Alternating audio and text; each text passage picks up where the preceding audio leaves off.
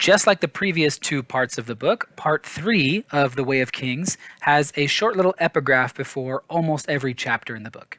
Now, the part 1 epigraphs were the death rattles, part 2 was a letter, and part 3 are little fragments of Jasnah Kolin's notes.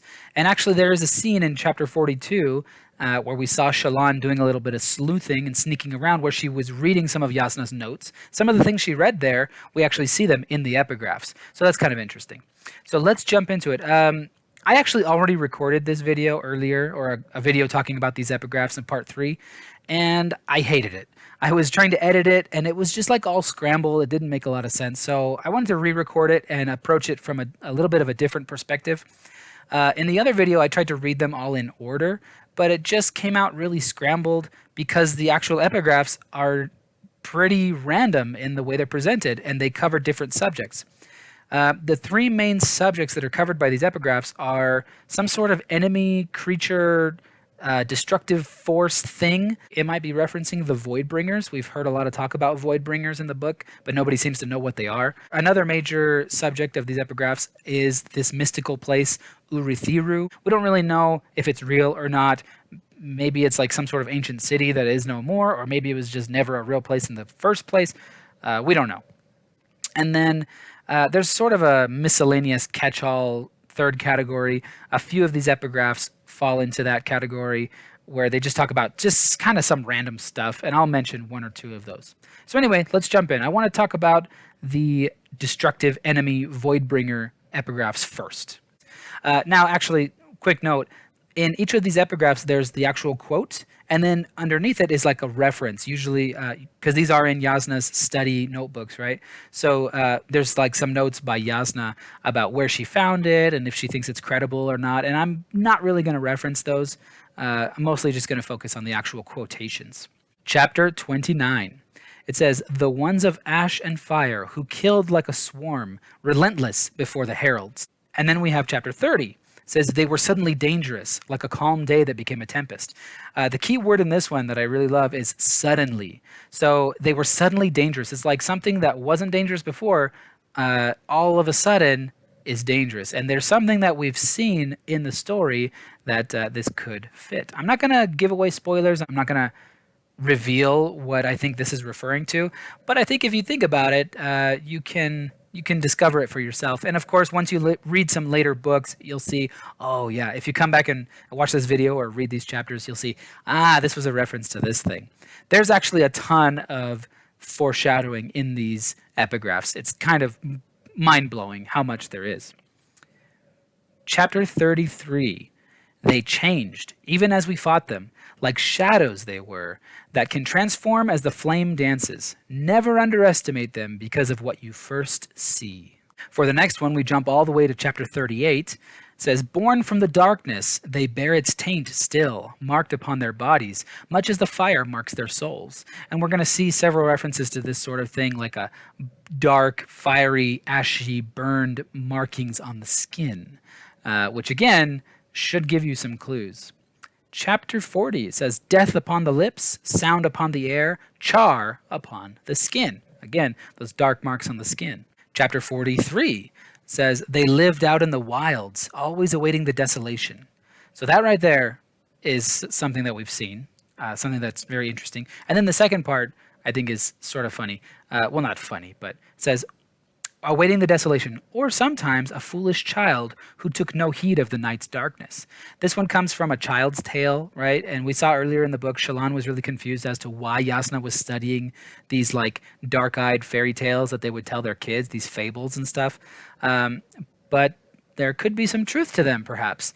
And we see here, I think that there is like the first part is true, that they lived in the wilderness awaiting the desolation, and the second part where they wait, they'll snatch up foolish children, I think that's probably an embellishment or an addition that was created to keep children behaving themselves, right? So we see some of like the corruption of these stories and how they were altered over time to fit people's needs.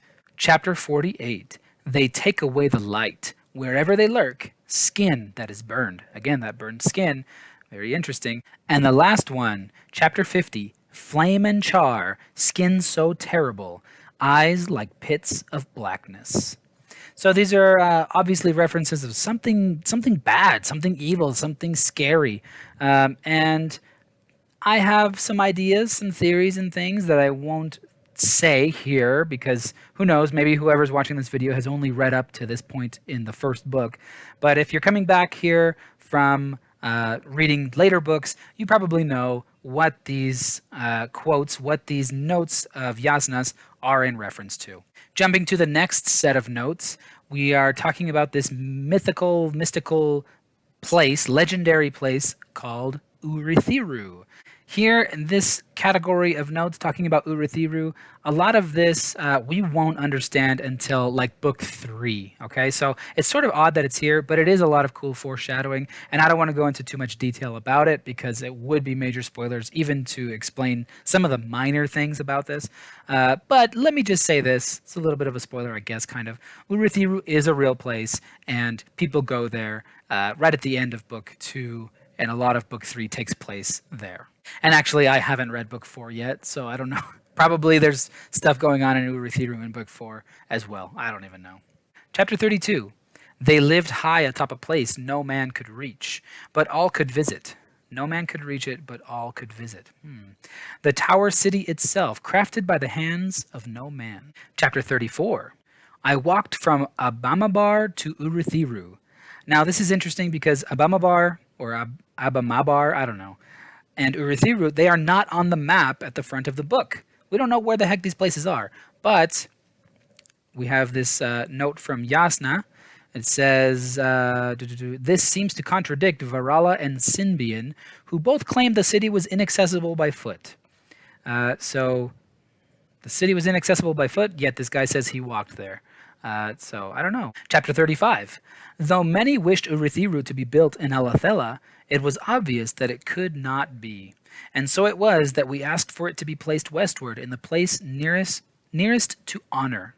I find this interesting because Alathela is the ancient name of Alethkar or Alethkar. I like to say Alethkar.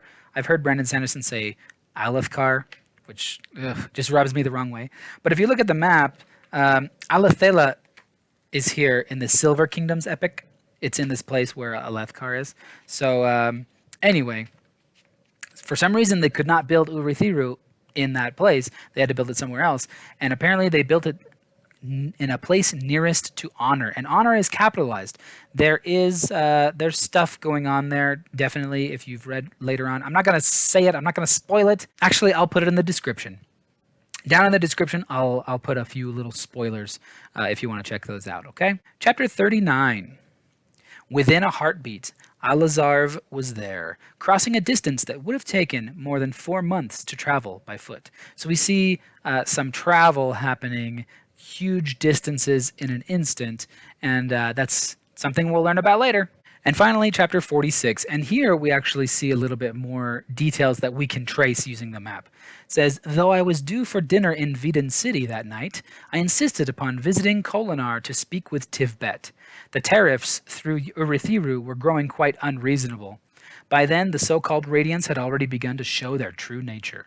Remember the Radiants, there was a lot of talk about them like abandoning mankind and being evil and stuff. Some people even thought the Radiants are the Voidbringers, that they're evil and all this sort of stuff.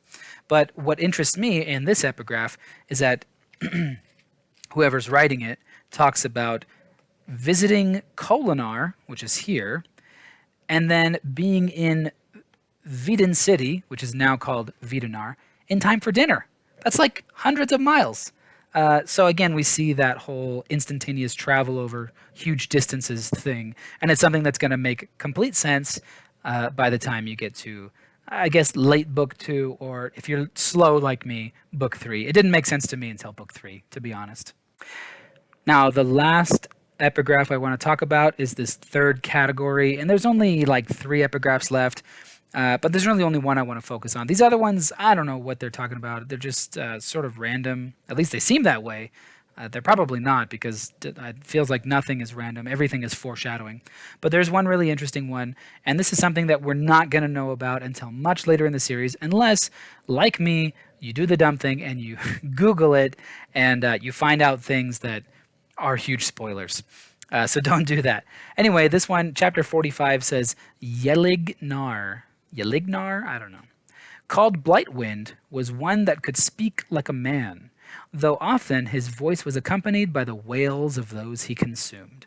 Now, you might think that this sounds like maybe one of the Voidbringers or something like this, but then Jasnah's note says the Unmade were obviously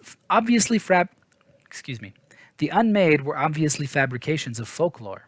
Curiously, most were not considered individuals, but instead personifications of kinds of destruction.